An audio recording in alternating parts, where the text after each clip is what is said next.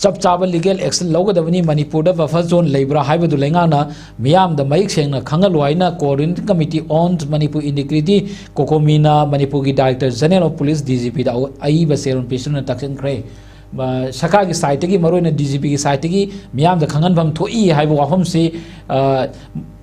कोकोमी की डिमांड से कमानी यंबे थमखरा अखोई तसेंगना हागदी अखोई कोकोमी गी कांगुना हुजिक थमिबा हंगिबा वाहंग सिंगसे अखोई तसेंगना यामना हंगोम थोबो वाहंग अमनि अदुबु मसे हंगद्रसु याराबा तसेंगना हागदी दुम खंगलेरबो वाफम अमनेना आइदि थमजनिंगे मरमदे अखोई तसेंगना मतम कया ममांगदगी हाइब तारे कोई हुजि सुंबा अखोई बफर जोन हाइबा पोची मालेमगी जगा मत लेतबा अखोई वार्ड जोन दगा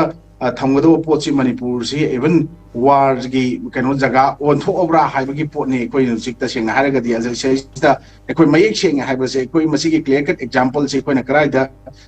थमगदगी हाइ मतमदा हंदकी मालेम थुंगांगी खोंचत से दिल्ली की कोटोमिनरदगी हौरखिबा पोतुना इम्फाल मणिपुर यौन लाप मतमदा अतोप जगह सिंगदा जगह जगह की लेवल पुलिस स्टेशन नतगा मयाम अमना थो थोना ओपना पोतना नुआइन तौदो माउगे पो केम तरोमदे सेनापति पो केम तरोमदे अदुबु सेनापति की मतुंग तारापो कांपोपि चंगलोय हाइना कोतुना तौगिबा पोट अदुबु कोटुना मधुकी पोटु फाउरगा चलपै यारोय हाइना थिंगिबा पोटसे बफर जोन हाइबा पोटसे मकोइना सेमबा सागतपा पोटगी सेंट्रल सिक्योरिटी फोर्सेस सिंग नत्रगा मरि लेनबा concern administrative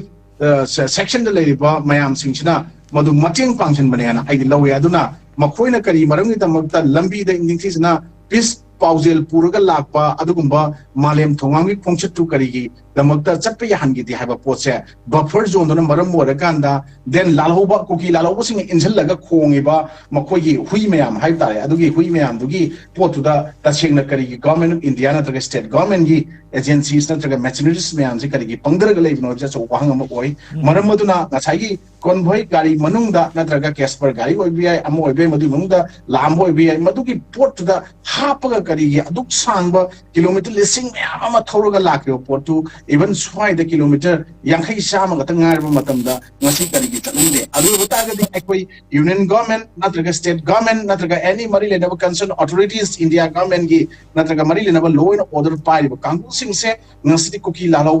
lalawna thadokwa dungba potu gumba kaishuna ta organization pepe lawba kakching ma sam me khai ba dong lo singi ya ba pot sing se ngasi karigi makhoina tokoli no haiba potu ngamhallaga chalibna pot se so wahang am lai malem thongam na ngasi di ekoi gi malem gi miyam mangda aduga manipur gi praja miyam gi damakta ngasi honora kanda lakhiba potu da ngasi de ekoi ta sengna haragadi ma mai pa haina nakal nam da lawraga su amarom da sengna malem thungangi kongchat mai pa aga su madugi potu ekoi mapung phana mai pa ko hende